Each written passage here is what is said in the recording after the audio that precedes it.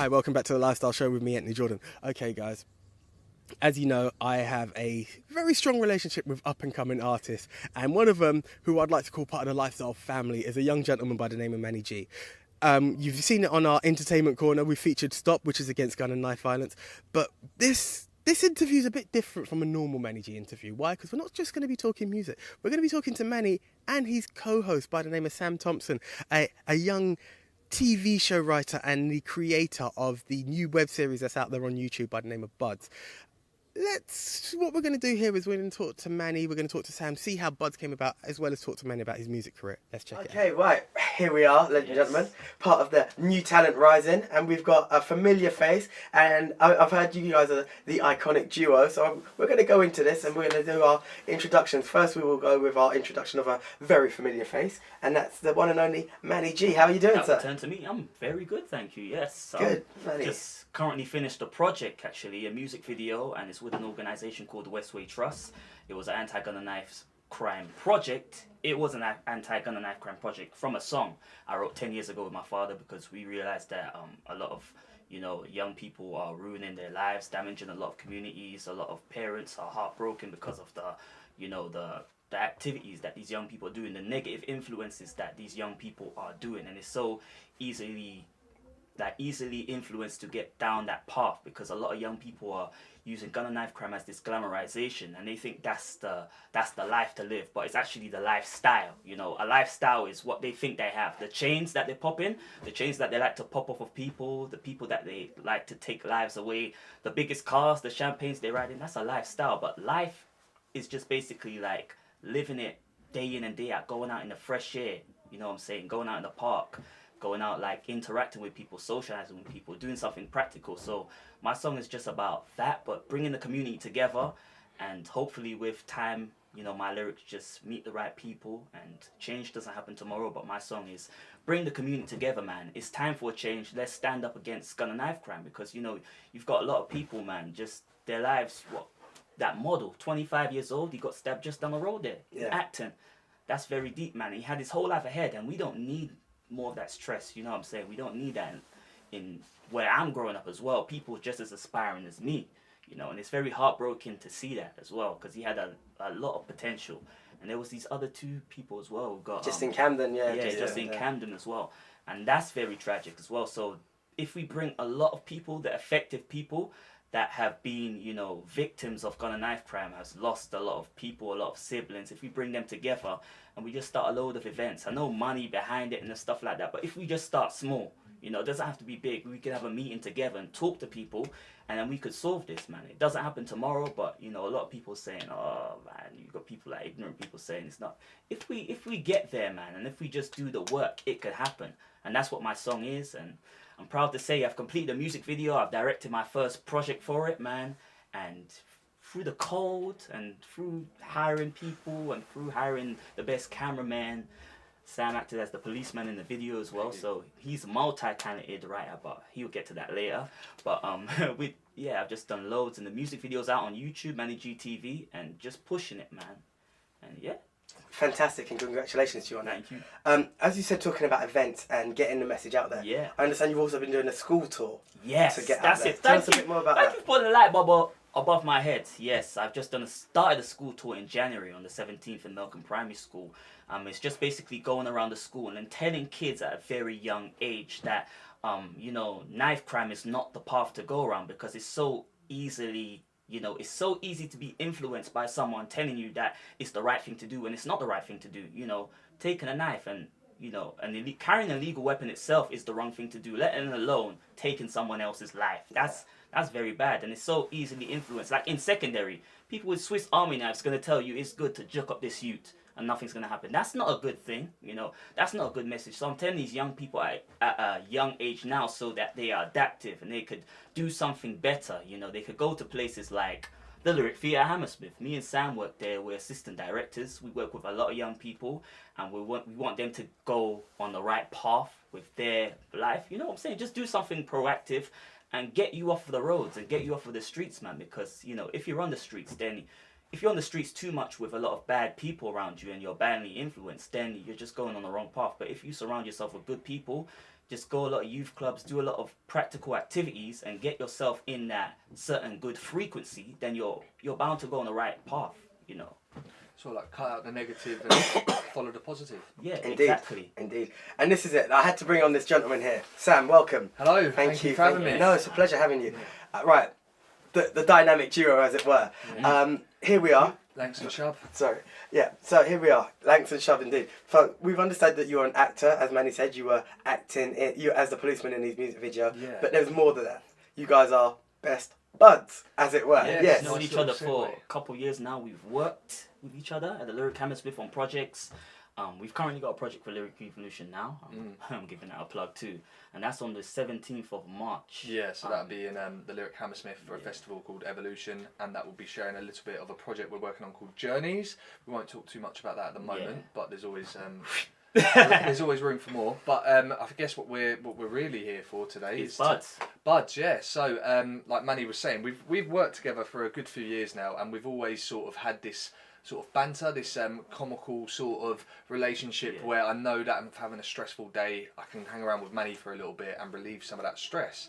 And I think in life we all go through these moments where you realise, wow, that was enjoyable, I learned I would have dealt with that differently, or maybe that's not how I wanted something to go.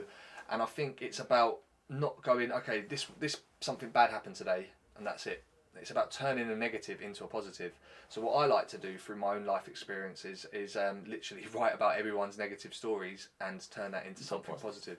Whether it be myself, stories about people I know, or people that just inspire me, or stuff that we're writers, so we come up with a lot of quite creative stories as well. Yeah, we call and receive each other, and we do all the time on WhatsApp, man. We just Yeah. get a lot of that flow as well. So if we see something like we had this scene where we stopped the bus instead of stopping the train, you know, that kind of banter right there, and we just kind of embed that in a way, and we make that flow. Work on it, develop it, and turn it into a sort of sketch that you think, oh wow, this looks quite natural and improv, where it probably was because the other day it probably happened for real life, or we were sort of creating it as we're coming along with this stuff. So luckily that's our sort of angle and what works well for me. That's really interesting. What I really like and what really caught my ear was the taking a negative and turning it into a positive. I think that also generates hope for anyone watching who may have been in a similar situation to yourself, to realise it doesn't have to have a bad ending to it. Yeah, exactly. Yeah. Exactly. Yeah, definitely, man. A lot of people, like young people that are related and they're in that kind of circumstance at the moment, can see, okay, there is a light at the end of the tunnel. You know, I'm smoking something that's not right for me, something that's not right for my brain. I'm young. I'm not a fully developed person. I haven't even matured. I haven't even reached the age of 18, let alone 21. And, you know, because you see two people that you could look up to on television telling you what's right and wrong and not to go down this path as these two people, is a very big deal. Do you know what I'm saying? And it's a very good wake up call, you know? So it has that banter, it has that comedic kind of twist to it, but then bang, when that scene with Indy, when he's telling me, hey, you shouldn't be smoking, man, that's wrong, go on the CBD instead of smoking the unnatural stuff. That's a wake up call. Like, so a young person could be sitting in a room like, probably he's right, but still, you know, I think the main thing is we don't want to preach to anyone. No one likes being told what to do, and luckily enough, we've learnt through some of these situations. So I think it's about going to young people. Look, we can't control you what you do. All we can do is give you the right information and prepare you for knowing this might happen if you choose that path.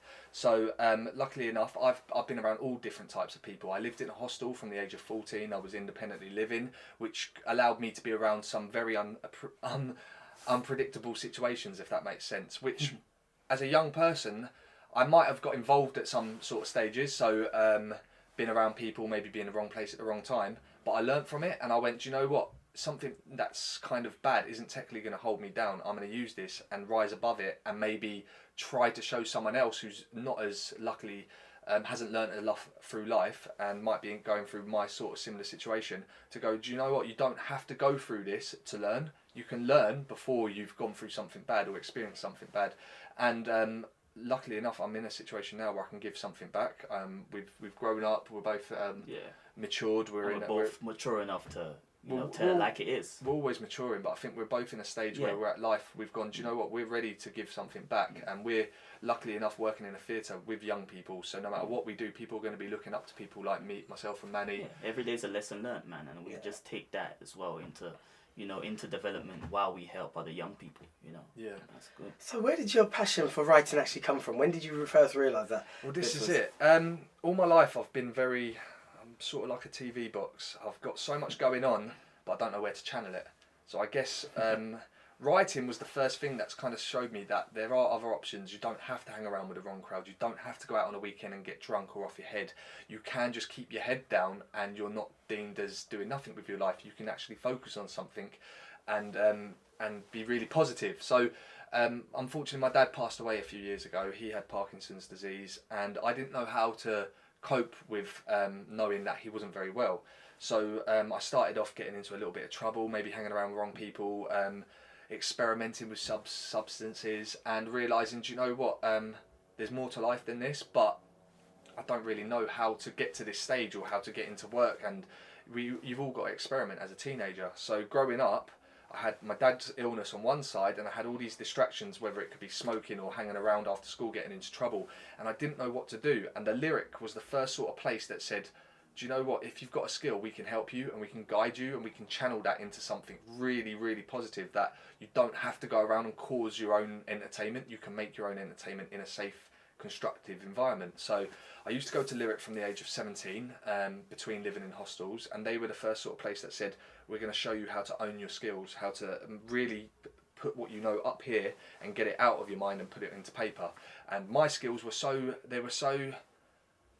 very challenging skills. So I like to do sound effects, I like to do impressions and comedy and make people laugh, but I also used to think, how can I take this into acting? I'm not a straight actor and I don't just want to go on stage and perform to be liked. I had a passion, but my passion was to make people learn from me and people go, wow, he's really got something, but in his style of telling. So for me, I had some really big people who inspired me as I grew up. Comedians like Lee Evans, writers John Sullivan, who wrote Only Fools and Horses, and also some sketches for 80s comedies like Porridge or Steptoe and Son. Watching these shows, I used to love them, and it would be like an addiction, but a pure natural addiction. So from the ages of like maybe 5, 6, 7, growing up, watching all these old school comedies, and then it would just kind of fizzle out as you'd grow up, and I used to think, why aren't these jokes applied more in life? These are real life jokes that have been written by people that had gone through these experiences. Why are they not getting more appreciation? So as I grew up, I used to basically write similar sort of jokes written from believable real life situations, and that kind of distracted me from my dad's illness, and it kind of said that you don't need to rely on anyone. You don't have to rely on anyone else. You can make anything happen. And luckily I was in a nice calm hostel, so I could keep my head down and do a bit of writing when I finished work and went to the theatre. I didn't have to spend that much money, so I was staying safe and being in a nice environment, and it sort of turned into from nothing into something. And I was going into acting and going into work going, look, this is a scene I've wrote about these two characters who have kind of grown as I've grown, and people were giving me great feedback. They were saying, this is such a strong script, and this reminds me of this show, and this reminds me of this, and you've got to push it and make it happen. And it got to the point where if I wasn't doing anything with it, I would be disappointed in myself. So the passion for writing and the passion to go, do you know what, I want to make people laugh, I want people to learn from characters like these, that's what spurred me on, and that's what got me through. And before I knew it, I had something so strong that I had to take somewhere. Me and Manny had to do something with this. Exactly. That's the message, man. If you've got a plan and you're really passionate about it, like you've got your 100% effort in it, and it's your whole life, don't leave it on the shelf and look at it. Take it from the shelf and do something with it. That's the overall message. And I think it's good to say, no one out there, nothing comes for free. You get in life what you put in. If you sit around waiting, oh, something's going to happen, this is going to happen one day, that's going to happen, then you've got yourself to blame. If you want something enough, you've got to make it happen. You've got to go out there and go, do you know what? I can obviously do this with your help, but with myself, I can make it to this stage, so that no matter what happens, I can say I've tried my best, and it's at a point in my life where I'm happy and I'm comfortable with it, rather than going, oh, do you know what, one day I'll make that happen, or one day we'll be actors, one day we'll do this. Yeah. We didn't wait for that one day. We went, do you know what, whether you like it or not, we're going to make it happen. Man. Yeah. That is something that really needs to be done, that passion and that drive. And what I really, really have to compliment you both for is that you're not keeping that knowledge to yourselves. You've actually realised it, and you're now using it within the lyric or everywhere else that you are, even in the stories that you're telling, to pass it on to others. I was going to say for younger generation, but I don't think it necessarily is the case. It's level to anyone that wants help. Because it doesn't necessarily have to be like because of young people. That's the stereotype people would say because we're young, you know, it's a message to young people. No, because a guy at 25 onwards to maybe 35 is going through that kind of hell, and he needs that message as well in his head as well, and he needs that as a wake up call. So it's depicted to all young ages, man. A wide span of audience. So, Okay, guys, I do apologise. Hopefully you was enjoying that interview as much as I was, but for time restraints, we do have to go to a break on this. So I'm just cut it real quick. We're going to go to a break, and when we come back, we're going to be catching more from the Buds duo.